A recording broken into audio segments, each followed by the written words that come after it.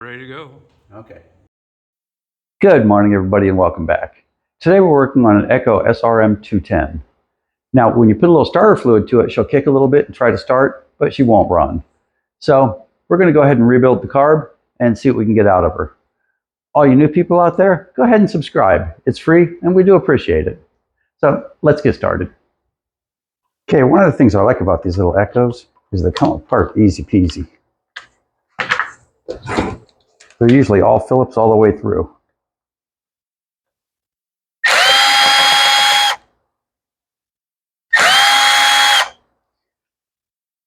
There we go.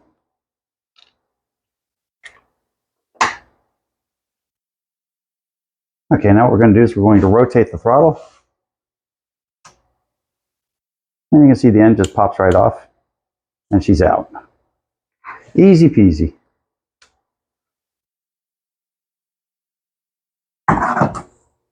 Now let's very gently pull the fuel lines off. Fuel lines look like they might be useful. I'm sorry, they might be usable.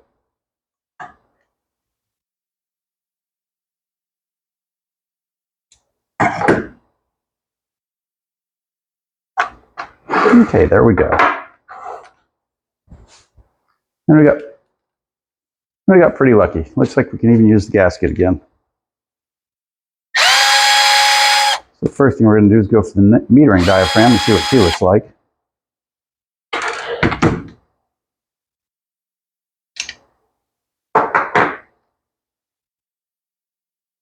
And she looks like it's got dust on it almost. Okay, this thing's a little bit of a mess, but that's okay. We've got a new one. Let's go look at our little fuel pump.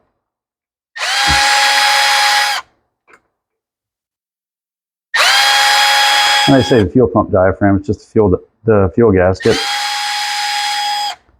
Truth of it is, with one of these little two-strokes, just about the whole carburetor is a fuel pump at one point or another. Underneath this, we're going to have one more screw, I think. Yep, we got one more.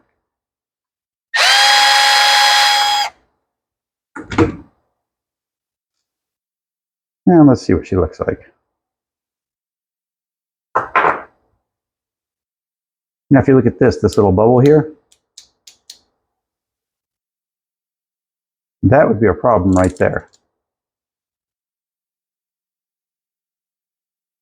So let's take all this and run her through the ultrasonic and get her cleaned up. Actually, I changed my mind. Even though this shouldn't have much effect on it, let's go ahead and tear her the rest of the way down. That'll let the ultrasonic get into all those nasty little corners.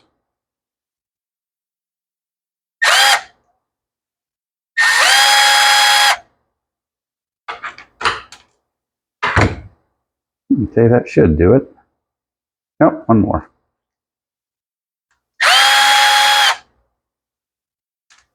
Easy to forget the one on the side. And there we have it. Now we're going to run it through the cleaner and see if we can't get this bad boy running again.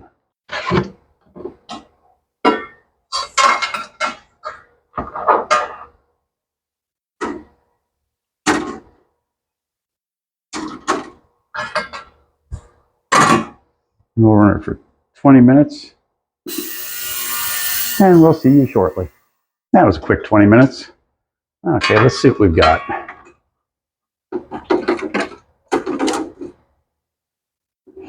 Now I use 20% pine sol and the rest just plain water in this. And it tends to work really good. Important part is it doesn't change the colors of the bodies too much. Okay, now that she's all cleaned up, first thing we'll do is we'll check the screen. And you want to make sure you don't have anything in here. Make sure it's nice and clear. And it is. So we'll take you.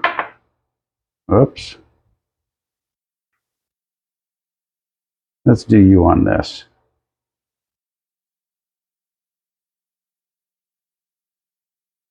And if you took pictures when you were taking it apart, this part's pretty easy.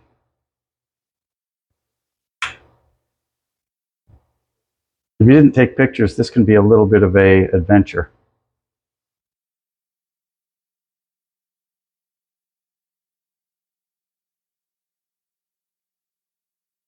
You want to make sure that all the screws go back in the holes they started in. In this particular carburetor, that's a lot of screws.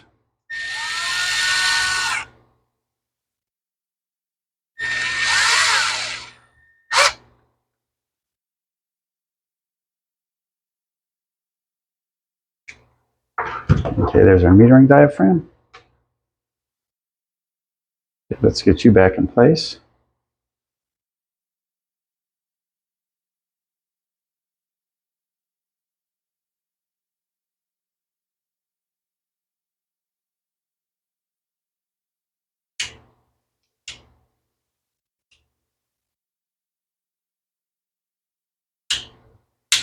Okay, that feels pretty good.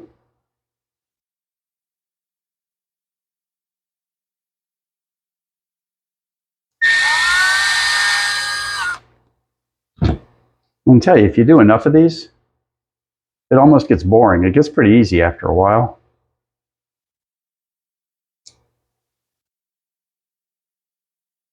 And as you'll hear me say quite often, it's always the carburetor.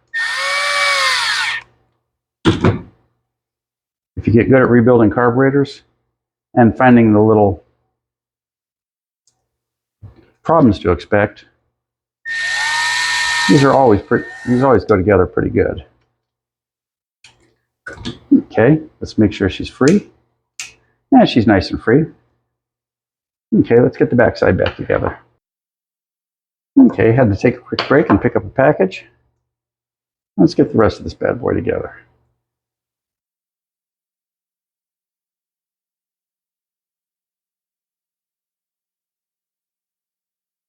It almost never fails.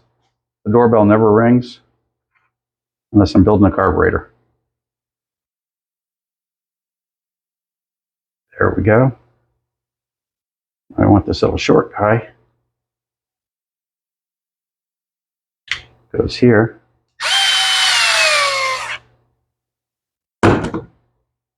Okay, that looks good.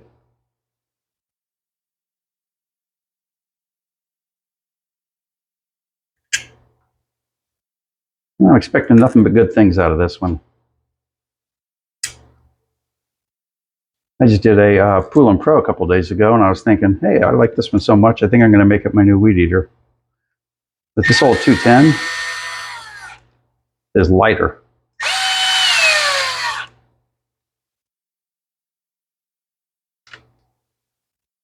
And before we sell it, we're going to put a speed head on it. It's got an aftermarket trim head on it now that I'm not ultra fond of. Okay, that's it. Let's stick our fuel lines on, throw her back together, and we're done.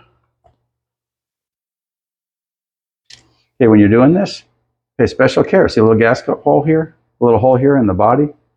Got to make sure that this is lined up correctly on that hole, or she won't start, because that's your negative pressure port in your carburetor. You see it lines up here. And that is how the fuel pumps.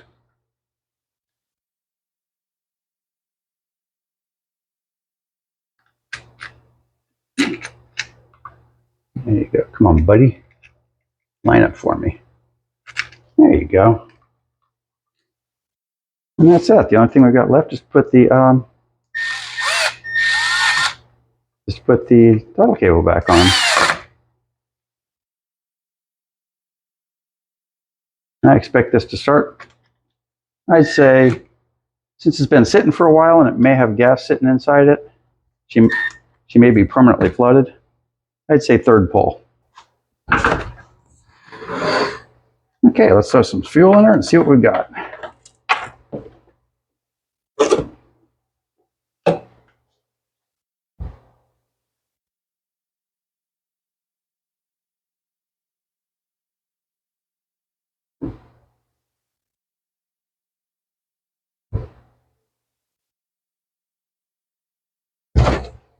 Now it's pretty easy to cross the fuel lines on these and get them in the wrong position. So if you know everything's good, but you see no gas pumping, there's a chance you just crossed these lines.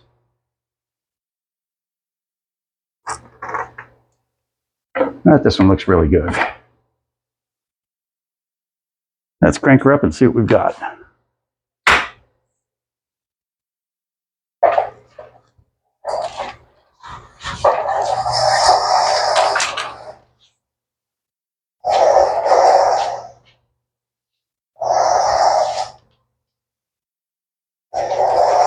Now this probably won't need any adjustment. This probably won't need any adjustment at all because we're using the same carburetor we started with and it was already adjusted.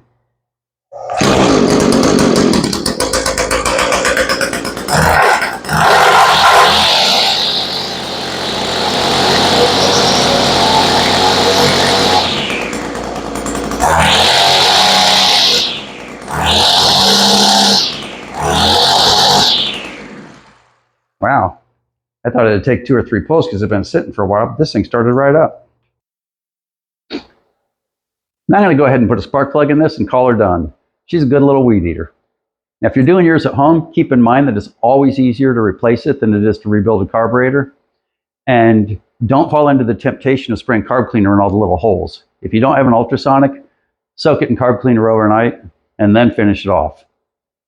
So, thank you for watching, and for all you new people out there, if you made it this far, you might as well subscribe.